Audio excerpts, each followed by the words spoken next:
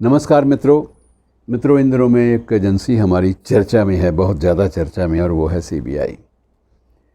अब सीबीआई एक फैशन भी बन गया है कि जहाँ कहीं छोटी मोटी डकैती हो, जहाँ कोई छोटा मोटा भ्रष्टाचार का मामला हो, वहाँ भी लोग सीबीआई की इंक्वायरी कराओ, सीबीआई की जांच कराओ, और ये नारे लगते हैं कि मानो जैसे सीबीआई की जांच ना हुई। एक पारदर्शिता का एक रिकॉर्ड हो गया कि जो सीबीआई की जांच जो है उसमें दूध का दूध पानी का पानी, हालांकि दूध और पानी अलग अलग कभी नहीं होते, लेकिन कहावत बनी हुई है। तो नीर क्षीर विवेक संस्कृत में भी कहा जाता है और हिंदी में दूध का दूध पानी का पानी कह दिया जाता है। तो सारे के सारे जो मुहावरे हैं वो इस एजेंसी के साथ जुड़ गए कि ये एजेंसी जो है दूध का दूध करती है, पानी का पानी करती है, मिलावट का पता लेती है, कहाँ भ्रष्टाचार हुआ उसको उसकी तह तक पहुँचती है। वो हत्या का मामला है, कोई अपहरण का मामला है, कोई रेप का मामला है, तो इन चीज़ों की तह तक जाना इस एजेंसी का एक विशेष इसके प्रशिक्षण का एक हिस्सा होता है।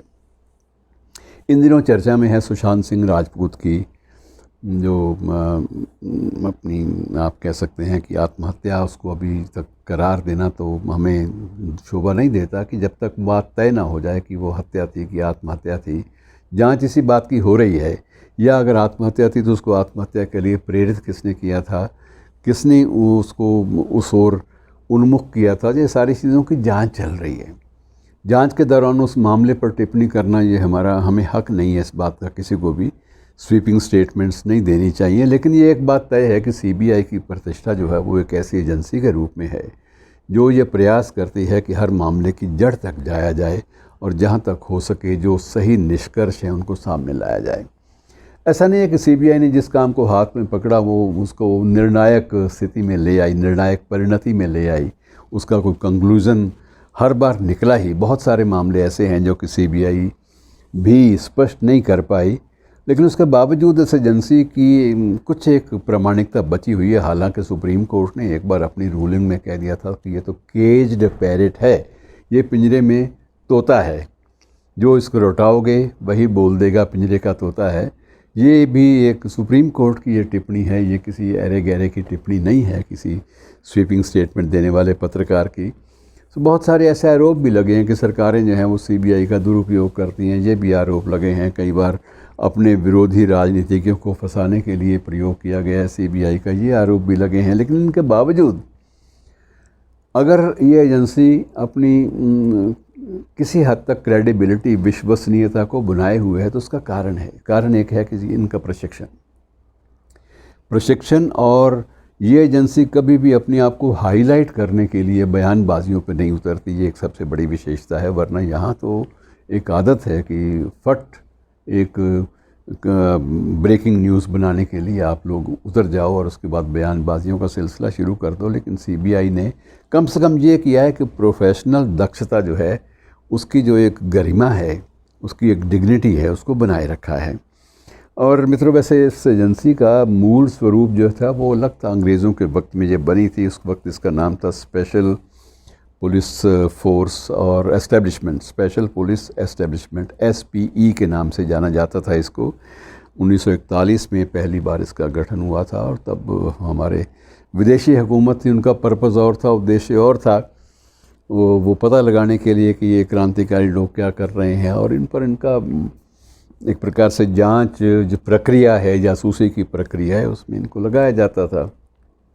लेकिन जब देश आज़ाद हुआ तो उसके बाद सरदार पटेल ने इसमें बदलाव की जो है एक स्थिति शुरू की। नाम तो नहीं बदला, जो नाम बदलने की बात थी वो पहली बार 1963 में 1 अप्रैल, हालांकि आप 1 अप्रैल को मूर्खों का दिन मानते हैं, लेकिन अक्लमंदी का काम उस दिन हुआ था 1 अप्रैल को। और ये 1963 की बात है और तब ये डीपी कोहली साहब थे आईपीएस, तो उनको इसका पहला फाउंडर डायरेक्टर बनाया गया था। सीबीआई का जो भी डायरेक्टर होता है ये एक डीजी पद का होता है और इसका जो मुख्यालय है वो मित्रों 11 मंजिली इमारत है। कभी आप दिल्ली में आपको देखने का मौका मिले तो 11 मंजिली इमारत, जिसके पीछे एक लोहे की दीवार है और पता नहीं चलता कि इस लोहे की दीवार के पीछे क्या क्या हो रहा है, आप अंदाज़ा लगा ही नहीं सकते। उसमें कैफेटेरिया भी है, उसमें जिम भी है, उसमें बहुत सारी ऐसी चीज़ें हैं जहाँ जो तनाव में फंसे हुए जो जांच अधिकारी हैं वो अपने तनाव से मुक्ति पाने के लिए कैफेटेरिया में बैठ सकें, जिम भी अपना जिम में भी थोड़ी सी वर्कआउट कर सकें।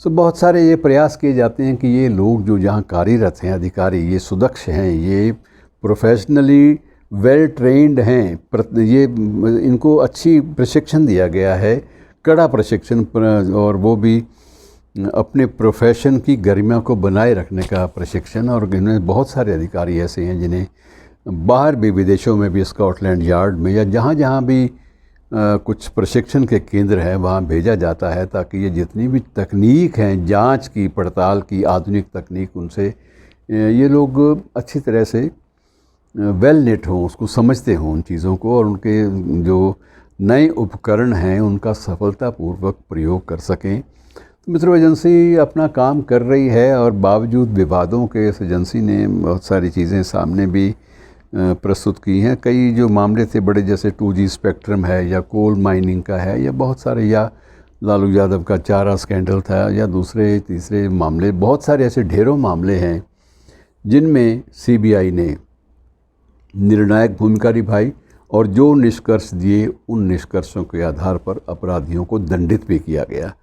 तो एजेंसी है, सबसे बड़ी बात यह है कि सरकारीकरण के आरोपों के बावजूद इस एजेंसी ने अपना जो कार्य प्रणाली है उसमें कोई भी बदलाव या कोई दबाव की जो स्थिति है वो कभी उजागर नहीं होने दी। अच्छी बात ये होती है, और एजेंसी ये मान के चलना चाहिए कि कोई हमारे पास एक तो है सरकारी एजेंसी जिस पर लोग विश्वास भी करते हैं, और काफ़ी हद तक विश्वास करते हैं।